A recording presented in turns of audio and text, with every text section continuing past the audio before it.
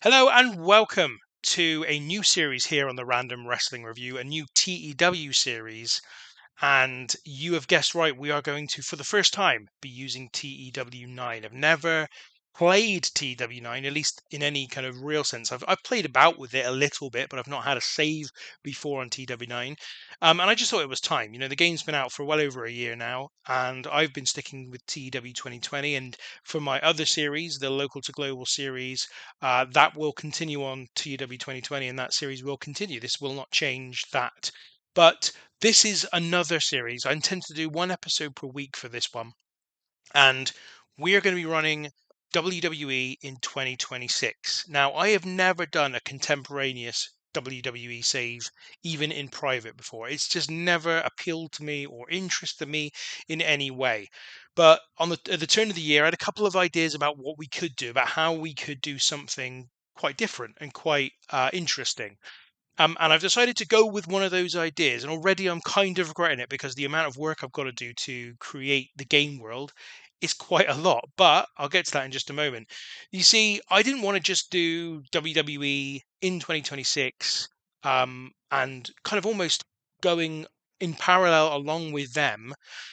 In the same way as they would be continuing, like they have got a product and they'll be running that product and creating their stories and their shows and all the rest of it, and I wanted to do something that would significantly steer this WWE and this game world away from real life WWE.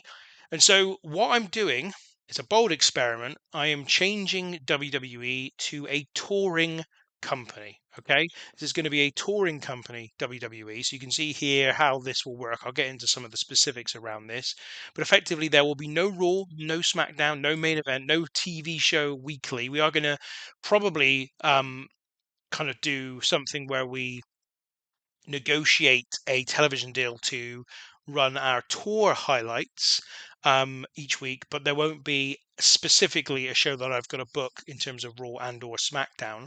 And that's because this for me makes it significantly different. It just makes it very, very different indeed. And so there won't be a Raw, there won't be a SmackDown.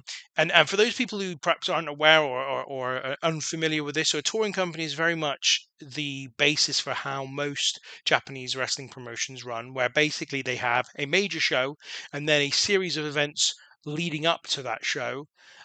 Where which are lesser shows, they're kind of a tour. They tour around Japan, and they kind of have lesser matches and less important things going on, and they build towards that the next big show. So for example, ahead of Wrestle Kingdom each year, there is a series of shows that build up to that on the tour to Wrestle Kingdom, and then they have the Wrestle Kingdom show itself. So that's kind of how a touring company kind of works. That's how WWE is going to work. We're going to have a series of tour shows, which are smaller shows. They're almost like house shows, but the difference is that I will actually be booking them in this game, and they build up to the major event that's coming up. That's the first big change I've made to this WWE that will change the kind of the game world and WWE specifically. The other big change I'm making is the way the brand split will work. So the brand split is continuing in this game. That is not changing, but we have changed it to men and women. The women are going to get their own brand effectively in this world. There will be a women's division, a men's division, and never the twain shall meet. They will be on opposite ends of the roster. Now, the thing is, this is, I think maybe some people imagine this will never happen, and it probably won't. But I also think this is realistically feasible for WWE to do this because ultimately the men and women don't really get in the ring very often together. Like they may have the occasional mixed tag match, but it doesn't happen very often, and they're not hugely valuable when they do happen. So for me, I feel like there's no reason why you need men and women on the same show. And so what's going to happen is we've got two different rosters, one men, one women, and each of them will have a major event every single month. So there's a lot of major events here. In terms of PLEs, as they're now called, there will be 24 different PLEs across the course of the year. we're also going to be splitting out certain events. So let's go to the events and TV here. We've got the road to the Men's Royal Rumble. So the Men's Royal Rumble will take place in January, like it always does and always has done. The Women's Royal Rumble, however, will not take place until July of the same year. And so effectively, you've got the Royal Rumble for men in January, for the women in July. Then, for example, the Money in the Bank, you've got the men's Money in the Bank is going to happen in April. The women's Money in the Bank is going to happen in October. The King of the Ring is going to take place in June. The Queen of the Ring will take place in December. The Women's Elimination Chamber will take place in May. The Men's Elimination Chamber will take place in November. In terms of WrestleMania, the men will be night two, sorry, of WrestleMania. They'll do WrestleMania Sunday. The women will do WrestleMania Saturday. But for SummerSlam, it will be reversed. So the men will be on night one and the women will be on night two. So effectively, they've got the same, almost exactly the same calendar, but they are almost kind of, I don't know what you'd call it, stepped by a full 6 months. So the men's rumble, for example, in January, women's rumble in July. So the 6 months gap between them. So effectively, the first half of the men's calendar is the same as the second half of the women's calendar and vice versa. So the idea is that everybody gets the same amount of events. They all get a Royal Rumble. They all get a night of WrestleMania. They all get a night of SummerSlam. They both get a tag classic. They both get a single elimination tournament, either the King or the Queen of the Ring. They each get a Money in the Bank, and then they get a number of other individual events. And so what will happen, for example, in my first episode, or this is my first episode, I suppose, but in terms of my second episode, is that we will do the Battleground tour and the Battleground show. And in terms of the tour, I'm not going to run through each event. I'm just going to go through the show history, so the event history basically, and which of course currently is empty, go through the results, highlighting anything that I think's worth highlighting, and then bringing you the actual big event at the end of that tour in a sort of as if it is live. So that's the way I'm going to kind of do this. So you're not going to see any of me booking anything. You're not going to see me putting together stuff. It's going to be here's what just happened on the tour that we've just done, and then here's the big event. And so then the third episode, sorry, should be the Royal Rumble. It should be the Royal Rumble episode, which is the next big event after that. And then we've got the Women's Tag Classic, and then we've got the Saturday night's WWE Saturday Night's Main Event, which is a men only show. Then we got the Road to WrestleMania and the 2 nights of WrestleMania here, Saturday and Sunday. Then we got the Men's Money in the Bank and Backlash, which is a women's show, Over the Limit, which is a men's show, Women's Elimination Chamber, and so on and so forth. If that's not clear, it will all become clear as this show goes on. Now, in accordance also with the more touring company slash Japanese style company, I'm going to try and construct a lot of different stables. So currently, there are quite a few in WWE. In fairness, you got Alpha Academy, American Made, Damage Control, etc., etc. I'm going to try and use some of these, build on some of these, and create new ones to create a whole bunch of stables that can be the sort of basis for the WWE roster going forward. So it's going to be much more stable based even than now, even though there are quite a lot of them. And there will be a lot of new ones involved as well in this save. In terms of continuity with real life, so I am going to struggle with that. I've got to be perfectly honest. I'm not a regular viewer of WWE at this time, and I am a bit OCD about this stuff. Like if I do, one of the reasons I've never done a contemporary WWE series before is I've always felt like I need to make sure that I am keeping continuity with what has come in the past in real life.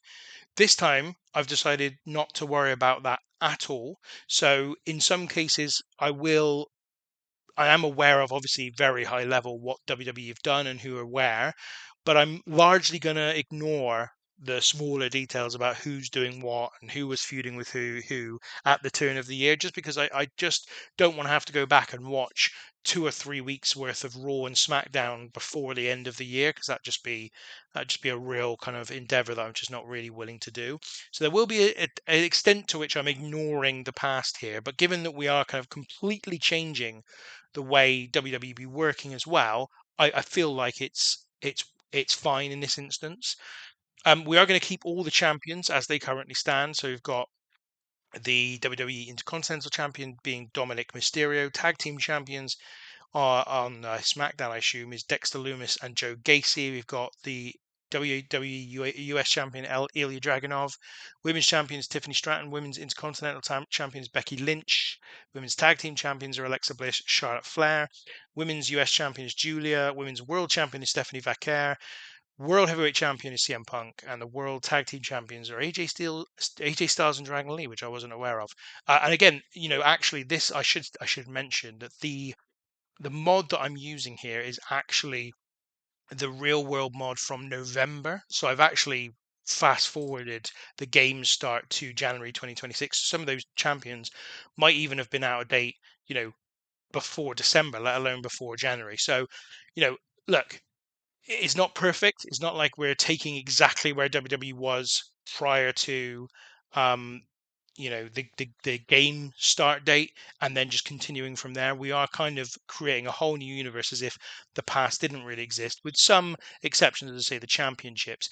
And actually, as I went through those championships, one of the reasons why I'm doing this series as well became clear to me, and it's one of the reasons why I've always been a little bit interested in seeing a women's roster and a men's roster and separating them out, because I think, and I've always felt, that it is ridiculous that there is more than one world champion on, for women, and one more than one world champion for men. I want just one. So one of the first things that we're going to do as part of this series is unify both the women's world and women's championship, and the WWE and the world WWE World Heavyweight Championship. I've just noticed that, for example, here you've got Cody Rhodes is the undisputed champion. So his belt and CM Punk's belt will be unified quite soon in the game world that we're going to be creating. So I'm going to be really slimming down the number of titles here. We're only going to have one men's world title, one women's world title, one men's tag team title. We're going to have we're not going to have both a US and an intercontinental title. We're going to get rid of one of those. We're going to do the same for the women. We may add some other titles, but they will be specific and have specific reasons to exist above and beyond just another secondary or even tertiary title, because I'm just not interested in having like a second tier title of any kind in any division. I'd rather not even have either an IC or US title, to be honest, but we'll see. I'm going to start with that, and we'll see how that goes as we go through. The this will be a WWE that's much more sports based in terms of, like, for example, the Royal Rumble tour will include 30 matches over the course of the tour to determine the 30 participants in the Royal Rumble. So that's one of the things that will happen during that tour, which is obviously a big departure from where WWE are now, where basically there's no kind of rhyme or reason as to who gets to enter the Royal Rumble, and also they kind of build the show around a lot of their surprises. There will not be a single surprise in my Royal Rumble because all of the wrestlers will have to qualify. So the product will be a lot more sports based, but we have kept the product that we previously had, which is the sports entertainment product. The only thing I've changed about this is the separate men and women's division. So, and I'm going to also change this now, actually, whilst we're here. So, we'll keep the face and heel divide, but it's going to be loosely enforced, because much like again in Japanese promotions, a lot of the time you don't necessarily just get a designation of babyface and heel. You kind of have a sliding scale of babyface and heel, where you get some heels that are more babyface than other heels, and some babyfaces that are more heel than other babyfaces. So, like, there'll be a sort of sliding scale whereby maybe you have a heel who is pretty heelish, but he's going up against a really heelish heel, and in that case, the sort of pretty heelish guy is now almost the babyface of that piece. But it doesn't have to be strictly enforced. Where we're kind of being a little bit more what's the word, I don't know, flexible, agile with that. You will see that the first event that I've got scheduled for this game world is the Road to Men's Royal Rumble Day 1, which is happening on 1st of January. I'm not going to be playing that for you today. I will be bringing you the results of that in our next episode. A note on the roster, because we have a massive roster. As you can see, we have 103 active wrestlers on the roster. There are something like 70 of those in the men's roster, and about 35 or so in the women's roster.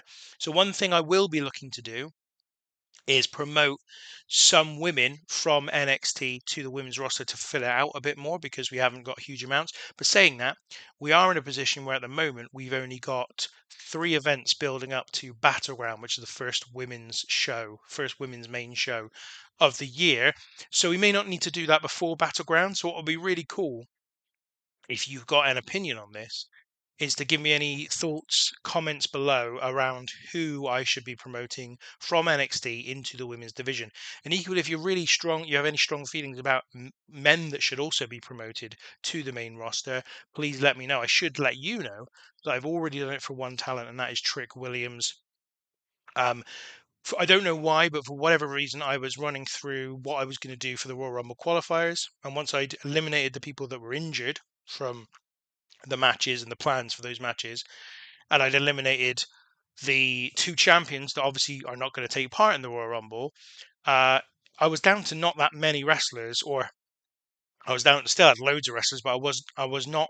I was down to like only about 65, 66 wrestlers, and Trick Williams somehow was in the list I had. I don't know why. So I thought, well, so I factored him into a match, but then realized, oh, he's not on the main roster. So I've now promoted him. But there may be other people that you think in NXT that should be promoted. We have NXT, and of course we have Evolve as well, and they will continue to be 2 separate brands in our development territory. In terms of sort of alliances, or I should say relationships, now I haven't looked at this, to be honest, in the game yet, but we currently have a negative opinion of AEW, and we're hostile, or in fact, AEW are hostile towards us. I don't know if that's a fair reflection, to be honest. Obviously, WWE and NXT, and then TNA have a positive opinion. We have a talent trading agreement and a friendly attitude towards each other. What about Noah? Are they on here anyway? Yeah, Pro Wrestling Noah. Again, friendly attitude, talent trading agreement. And we've also agreed to accept workers on excursion from one another, so that's cool. MLW don't like us. Game Changer Wrestling have a positive opinion of WWE, apparently. AAA, we obviously own AAA. And it's interesting. Are they not? What's interesting to me is they're not considered a a development territory for WWE. So I don't know how this works in the game, because this is, as far as I know, the first time in any version of this game where you could own another company but then not be a development territory. Maybe that's been specifically created for this game. I don't know. Sendai Girls, again, positive, and Dreamstar Fighting Marigold are positive as well. So in general, quite a lot of relationships for us to build on. But it's not like we need no more wrestlers. If anything, I need to slim down the men's roster a little bit, beef up the women's roster a little bit, and then we should be in a better place. Also, in terms of the roster, so I've also moved all of the male commentators, announcers, referees, and road agents over to the male roster, and all the female equivalents to the female roster. The problem is there really weren't that many females in those positions. So we've got Daphne LaShawn and Jessica Carr were referees for the women. We also had Molly Holly as a road agent, but that was it. So I have already done a number of things. First of all, on my roster, I have promoted from NXT Kelly Kincaid. I don't know anything about Kelly Kincaid. Quinn Mackay, apparently. I don't know where she's been in the past. Well, I do, because it says there ROH and AEW. So Kelly Kincaid is already been promoted, and she will be the color commentator of this, the women's roster. Hopefully, she'll be decent enough to do it. She'll be able to perform in that role, but that's what she'll be doing. And then in addition to that, I have also offered a bunch of deals out to other people. So we have already got Vader Scott, who is set to become our lead announcer alongside Kelly Kincaid. Alison Lee, who is another referee that we've offered a contract to. Um, Gail Kim, we've offered a job as road agent, and Alison Danger, we've also offered a job as road agent. So they will come in and fill key positions from a backstage perspective that I'm I think will mean that the idea will be here is that we are trying to create a fully woman roster with a fully woman um, group of announcers, referees, and everything. It's going to be fully created by women, and the male roster is going to be fully created by male wrestlers, road agents, etc., etc., etc. One thing that you will see me probably, I don't know what the word is, I guess, struggling with a little bit in this game is the new feature, the main new feature of the game, which is the booking team. And there's this whole thing around the booking team. And I've got to be honest, this is one of the reasons why I didn't move over to TEW9 for a long time, because I just don't see the value in this. And I don't really fully understand how it works. I kind of know a little bit. There's a thing where you have to store up creative energy and you can then use it at specific times when you're putting together a show. But it just feels like one of those game features which they've added to make it more realistic without thinking about whether it also increased the fun. And I think in this case, it's decreased the fun. Like now there's a whole other system of things that you have to concern yourself with that aren't really that fun. Um they're quite sort of, I don't know what the word is, but like inorganic as well because they rely on numbers a lot, numbers that you wouldn't know. Like CE is not a real thing, not a thing you don't get. It's not a thing you get in real life, right? But now there's a whole new measurement of it within the game that a big part of the game is based around. There's also other backstage positions that have been added. So it's inner circle stuff. We've got locker room leaders, chief enforcers, head of talent relations, which we haven't got anyone for. We have to appoint someone soon. Morale officer, senior referee, head women's trainer, head men's trainer, senior road agent, travel organizer, which is locked apparently, and then stooge, which apparently we don't have to necessarily assign each one of these, assign someone to each one of these things. But I just feel like, do we really need this? Is this a really exciting added element feature to the game? Again, it just feels like to me we want to make it more realistic, but it's no more immersive, and it's actually a drain on the fun. It just adds to the work that you have to do. Look, I'm judging it before I've tried it out, so we'll see, and hopefully, I'll get to grips with it, and maybe I'll come to enjoy it. But it's just always put me off in the past, so that's why I've just saying one of the reasons I haven't done it to this point. In terms of finance, WWE are in incredible shape, $600 million. As I said, we are going to try and also, um, we're going to try and negotiate a new broadcasting deal for our tour highlights to go on to. And I think that's about everything I wanted to cover in this first episode. I don't think that there's anything else. I mean, I guess I could quickly show you the size of the company. It's 80s everywhere in the US and Canada. Mexico 66, the British Isles 75, Europe I think is 72, Japan 55s, Oceania 72, and India 72 as well. So pretty much massive everywhere.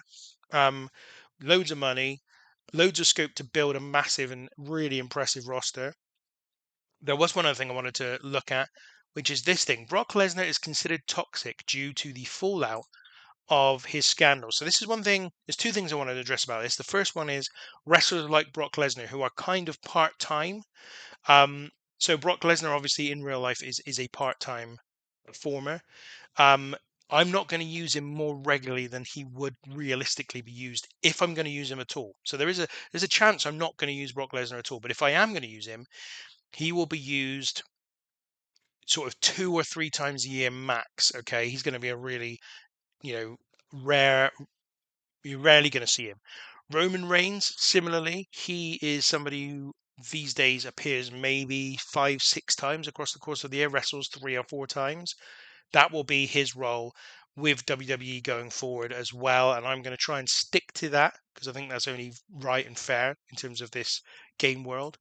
We've also got obviously, I don't know if what he's called, whether he's called Dwayne Johnson or he's called The Rock. He's called The Rock.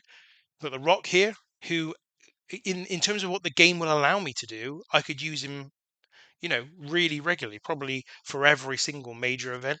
I'm not going to do that. I am going to use him once a year, if that.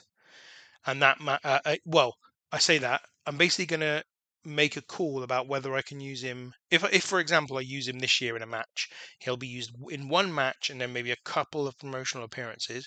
If I choose not to, then he might make one appearance all year. But I haven't really fully decided on that. Then the second point is this toxic thing. This Brock Lesnar is considered toxic. Now, I can't find anything in the game guide or anything else really that explains what the impact of that is. I'm assuming it's not good, but I don't really know what the impact of it is. So I'm tempted to just release Brock Lesnar because I wasn't overly excited about using him. I don't have anything major in mind to do with him. But let me know in the comments whether you think that's something I should do, whether I should keep Brock around and use him sporadically, or I should just go, you know what, this is a new WWE. We are trying to bring over a new kind of generation of stars and talent, and Brock Lesnar just gets in the way, and we should dump him. Of course, if I do that, in fact, I'll even show you here because I think I can show you without actually releasing him, if I can find out where it is that I do that. Here we go. We've got Paul Heyman says, I don't want you to let Brock Lesnar go. We've got The Undertaker who says something very similar. Shinsuke Nakamura, however, is happy. I don't know. I don't know how real it is that Shinsuke Nakamura will be happy about this, but he doesn't want him to. So we're not going to release him yet, but let me know if you think he should stick around or whether or not it's worth just releasing him and then facing up to the fact that The Undertaker and Paul Heyman won't be happy with me. So okay, that is definitely it. I'm gonna go away, do some work. I've got the first shows to run. What I'm gonna do in the next episode, like I said, is bring you the Battleground show and the tour events. But of course, what's also happening at that time is the Men's Royal Rumble tour is starting at simultaneously. I will play those, obviously, but I won't bring you the results of them in the next episode. I'll save that for our Royal Rumble episode, which will be episode 3. That's how that's going to work. Yeah, so hopefully this has been enough to whet your appetite for what is to come. I hope you kind of join me on this journey going forward. I'm looking forward to seeing how this works. And yeah, thank you for watching, and I'll catch you next time.